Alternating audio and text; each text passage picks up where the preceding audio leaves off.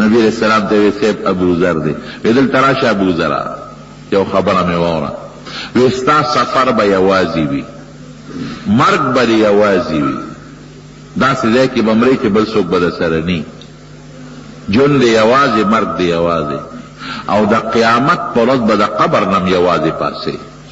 او یو روایت کې راځي جنت ته به یک تنها یوازې روانه نو حضرت ابوذر ښځې چې ورته ژړل وی ښځې مه ژاړه وی یو درې بچي مې په ماشوموالي کې مړه دي وی امې د جنت توښه ده قصه خلاصه ده او ما د خپل ښکلي پیغمبر نه اورېدلي دي چې یک تنها یوازې به مرې ژوند به دې یوازې او بیا به د قیامت پر ورځ د قبر نه یوازې پاسې دا مې اورېدلي دي داسې کار وکړه ښځې ته وایي وی دا ته داسې بار دې غونډۍ ته وځه نو یو ډله به راشي اوس یو خیمه کې پروت دی ګرځېدو نه نو آواز والا ورکه چې د پیغمبر علیه السلام یو ملګری دی خیمه کې بیمار دی تاسو غواړي راشئ په هغه جنازه وکړئ او د هغه د کفن دفن انتظام وکړئ دا آواز وکړه نو دا ښځه غریبه په منډه لاړه په ژړا کې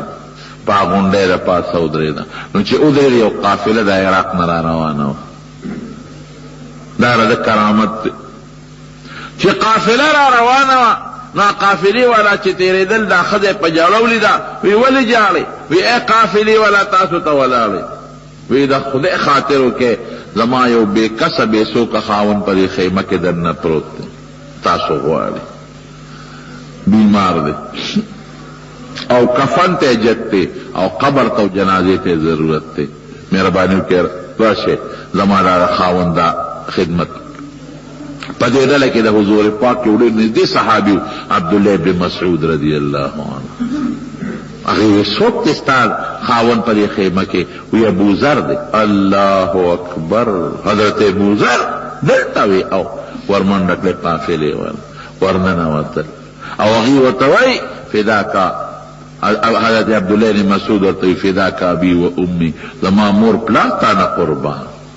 ابوذر ته دلته پروت دی وی ولې عبدالله ابن مسعود تا د حضور پاک نه نه دی اورېدلی چې ابوذر به یوازې مري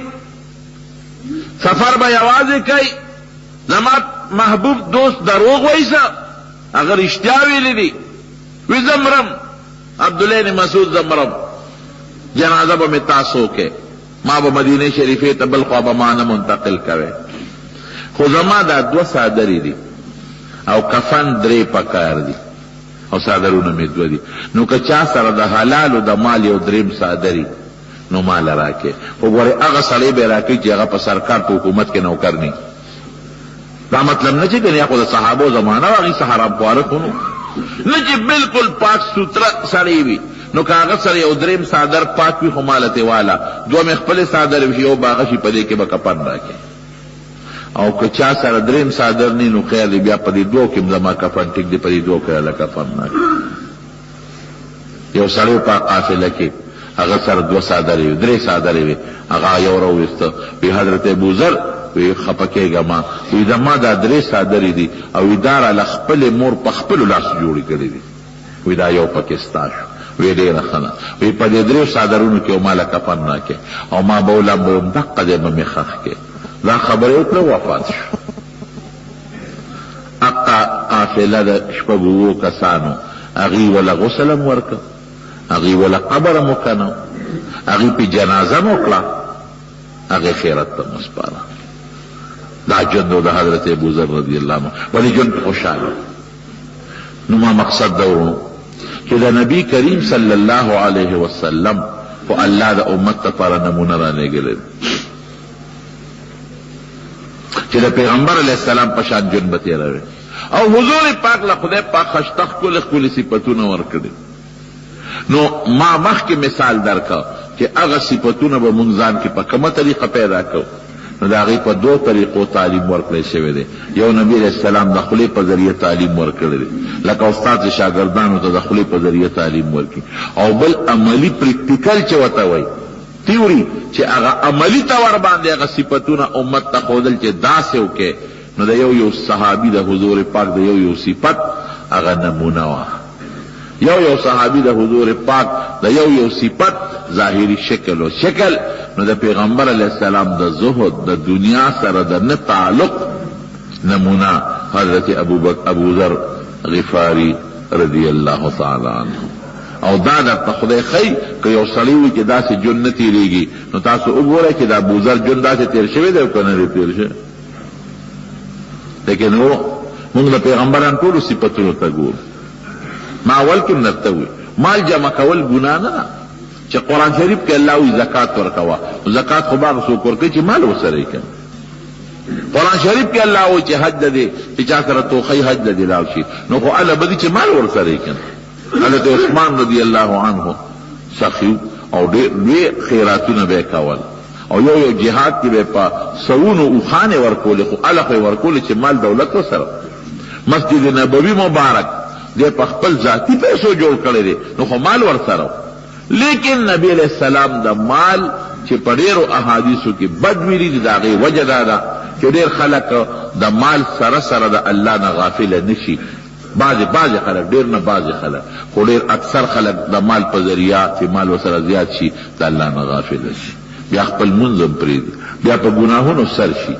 بیا په مال کې رده چې د الله او د بنده کوم حقوق دی هغه نه ورکوي. نو په دې وجه نبي علیه السلام بد ویلي دي چې هغه مال چې سړی د الله نه د آخرت نه د جنت نه حاصل کوي هغه ښه شی نه دی.